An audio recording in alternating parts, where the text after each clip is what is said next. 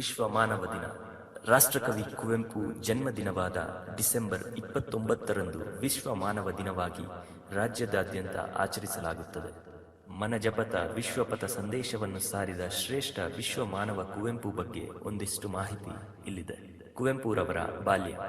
ಕುವೆಂಪು ತಮ್ಮ ತಾಯಿಯ ತವರೂರಾದ ಚಿಕ್ಕಮಗಳೂರು ಜಿಲ್ಲೆಯ ಕೊಪ್ಪ ತಾಲೂಕಿನ ಹಿರೇಕೊಡಿಗೆ ಎಂಬಲ್ಲಿ ಜನಿಸಿದರು. ತಂದೆ ವೆಂಕಟಪ್ಪಗೌಡ, ತಾಯಿ ಸೀತಮ್ಮ. ಕುವೆಂಪುರವರ ಆರಂಭಿಕ ವಿದ್ಯಾಭ್ಯಾಸ ಕೂಲಿಮಠದಲ್ಲಿ, ಮಾಧ್ಯಮಿಕ ಶಿಕ್ಷಣ ತೀರ್ಥಹಳ್ಳಿಯಲ್ಲಿ, ಪ್ರೌಢ ಶಿಕ್ಷಣ ಮೈಸೂರಿನ ವೆಸ್ಲಿಯನ್ ಮಿಷನ್ ಹೈಸ್ಕೂಲಿನಲ್ಲಿ, ಮೈಸೂರಿನ ಮಹಾರಾಜ ಕಾಲೇಜಿನಿಂದ BA ಪದವಿ, ಕನ್ನಡದಲ್ಲಿ MA ಪದವಿ ಪಡೆದರು. ಅವರ ವೃತ್ತಿ ಜೀವನ.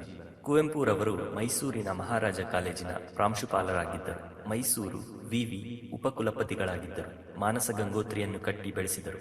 ವಿಶ್ವವಿದ್ಯಾನಿಲಯವನ್ನು ಅಧ್ಯಯನಾಂಗ, ಸಂಶೋಧನಾಂಗ ಹಾಗೂ ಪ್ರಸಾರಾಂಗ ಎಂಬುದಾಗಿ ವಿಭಾಗಿಸಿದರು. ಕಡಿಮೆ ಅವಧಿಯಲ್ಲಿ ಕನ್ನಡದಲ್ಲಿ ಪಠ್ಯಪುಸ್ತಕಗಳನ್ನು ಬರೆಸಿ ಕನ್ನಡ ಮಾಧ್ಯಮದ ತರಗತಿಗಳನ್ನು ಆರಂಭಿಸಿದರು. ಅವರ ವೈವಾಹಿಕ ಜೀವನ. ಕುವೆಂಪು ಹೇಮಾವತಿ ಅವರನ್ನು ವಿವಾಹವಾದರು. ಪೂರ್ಣಚಂದ್ರ ತೇಜಸ್ವಿ, ಕೋಕಿಲೋದಯ ಚೈತ್ರ, ಇಂದುಕಲಾ ಹಾಗೂ ತಾರಿಣಿ ಅವರ ಮಕ್ಕಳು. ಪೂರ್ಣಚಂದ್ರ ತೇಜಸ್ವಿ ಅವರು ಕನ್ನಡದ ಅಗ್ರಮಾನ್ಯ ಸಾಹಿತಿಗಳಲ್ಲಿ ಒಬ್ಬರಾಗಿದ್ದರು.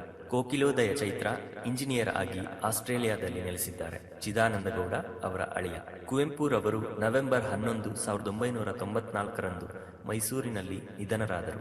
ಹುಟ್ಟೂರಾದ ಕುಪ್ಪಳ್ಳಿಯಲ್ಲಿ ಅಂತ್ಯ ಸಂಸ್ಕಾರ ನೆರವೇರಿಸಲಾಯಿತು. ಇವರ ಸಾಹಿತ್ಯ, ಕೃಷಿ ಪ್ರಶಸ್ತಿಗಳು. ಕುವೆಂಪು 20ನೇ ಶತಮಾನ ಕಂಡ ದೈತ್ಯ ಪ್ರತಿಭೆ. ಅವರೊಬ್ಬ ರಸಋಷಿ. ತಮ್ಮ ಮೇರು ಕೃತಿ ಶ್ರೀ ರಾಮಾಯಣ ದರ್ಶನದಲ್ಲಿ ಈ ಕಾಲಕ್ಕೆ ಅಗತ್ಯವಾದ ದರ್ಶನವನ್ನು ನೀಡಿದ್ದಾರೆ. ಅವರ 2 ಬೃಹತ್ ಕಾದಂಬರಿಗಳಾದ ಕಾನೂರು ಹೆಗ್ಗಡತಿ ಹಾಗೂ ಮಲೆಗಳಲ್ಲಿ ಮದುಮಗಳು ಅವರನ್ನು ಜಗತ್ತಿನ ಮಹಾನ್ ಕಾದಂಬರಿಕಾರರ ಸಾಲಿನಲ್ಲಿ ನಿಲ್ಲುವಂತೆ ಮಾಡಿದೆ.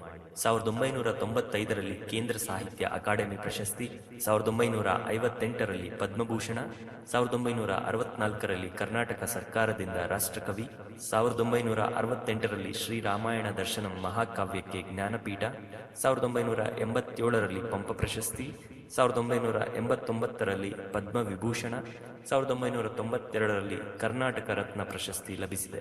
ವಿಶ್ವಮಾನವ ಸಂದೇಶ. ಹುಟ್ಟುವ ಪ್ರತಿ ಮಗುವು ವಿಶ್ವಮಾನವನೇ.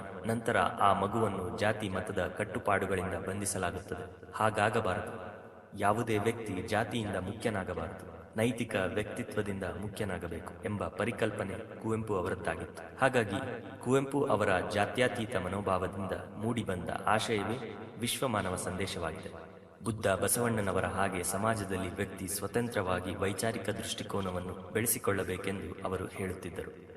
ಮತ್ತಷ್ಟು ಹಲವು ಮಾಹಿತಿಗಳನ್ನು ಪಡೆಯಲು ಈಗಲೇ ಸಬ್ಸ್ಕ್ರೈಬ್ ಮಾಡಿ. ವಂದನೆಗಳು.